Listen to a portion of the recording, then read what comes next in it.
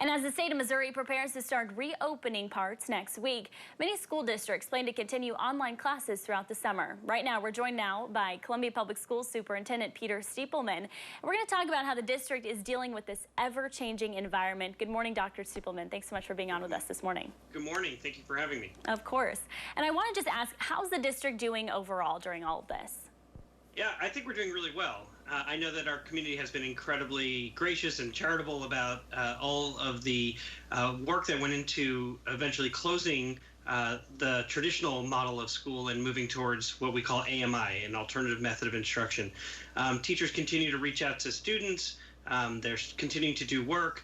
We're an all hands on deck for our kids who were not passing their classes at the time of closure, so that we can make sure that kids continue to march towards their ultimate graduation. And so that's an important piece. I'm sure over the next hour you're going to have questions about that.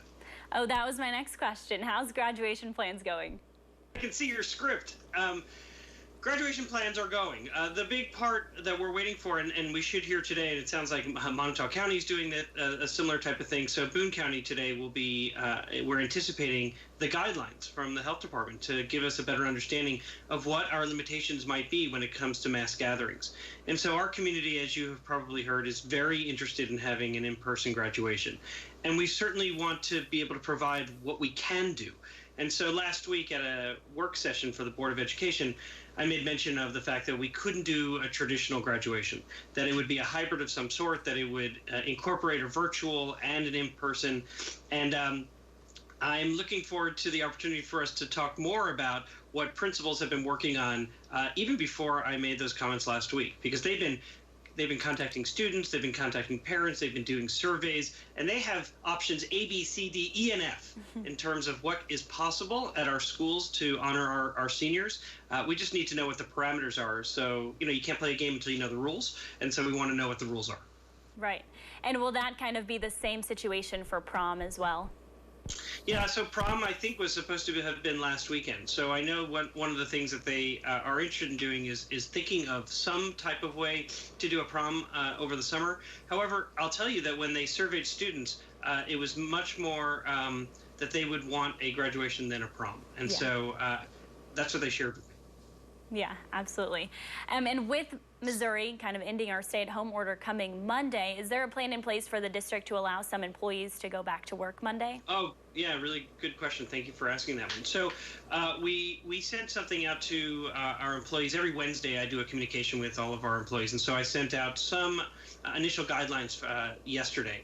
So on Monday, we'll have some of the essential to the operations returning. So that's nutrition services to take stock of what's in our kitchens and in our refrigerators, for a small number of custodians to come back and prepare for what will ultimately then be a window that opens next Wednesday. So just a little less than a week from today.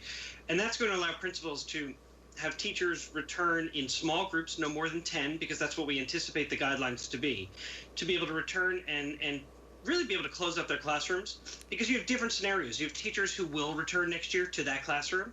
You have teachers who are moving from one school to another. You have teachers who are moving from one classroom to another. And then we'll move to coordinating with parents so that they can come back and be able to pick up their children's stuff that they left in their desks or in their lockers.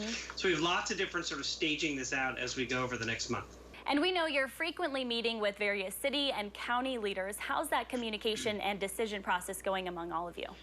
Yeah, so that is ongoing all week, every week. So this morning we'll have another conversation at 10 o'clock with all the area superintendents. We typically have the health department director join us for a little bit of the time to give us some updates on what her thinking is or where she's leaning in terms of guidelines. And so as you had mentioned, it's ever changing. And it's true. We're going to hear sometime this morning. I'm hoping sometime early this morning that we'll hear what the guidelines will be and the parameters will be, not just for the short term in terms of things like graduation, something we talked about a little bit earlier, but also then as we move forward, because we're planning for schools to look dramatically different than they have ever looked before as the fall comes to be. So If in fact we are limited to 250 people in terms of a gathering, a mass gathering, that means that pep rallies, and that means all school assemblies, that means transitions in hallways, all have to look different. The coming in and the coming out every morning and afternoon is going to have to look different. If it means that we have to have social distancing within our classrooms, it's going to require that class sizes be dramatically smaller and that we are creative in how we are able to try to provide face-to-face, but then also looking at what a hybrid of what schools could and potentially will look like. So these are the things that superintendents all across the nation, certainly all across the state, and certainly locally here in our region are trying to figure out. Do we have an idea on a time frame as to when we'll learn what next school year will look like? I'm sure there's a lot of decisions, like you said, going into making that. Yeah, so we're spending a lot of time doing that. You know, so much of our time was determining when we would go out, and then so much of our time had been spent on just maintaining what it looks like to be out. And now we're starting to transition. So we know that summer school is going to be online this summer. However, we're trying to plan and see if we can pull off an August summer school for children to begin getting back into routines, connecting with their peers, for teachers to be able to try out some different processes for how we're going to make sure that everybody's safe. You know, here's the thing that we know.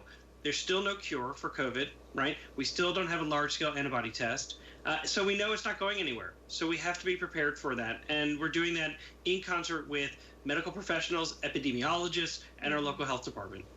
And what's the first reopening phase for CPS? Maybe not just students getting back, but kind of what we're doing right now as the state's reopening. Right. So over this next month of May, which is the last month of contract for our teachers, we're working on what it'll look like for teachers to get back into their classrooms, to be able to just close up for the year, for them to pack up their things if they're moving from to another classroom or to another building, and then beginning to plan for when students can come to the school to pick up their things. We have advanced placement students in studio art, for example, who actually have to submit their portfolios. So we need to get them in to get their supplies. And then the daunting task of going through lockers, because that's going to be disgusting if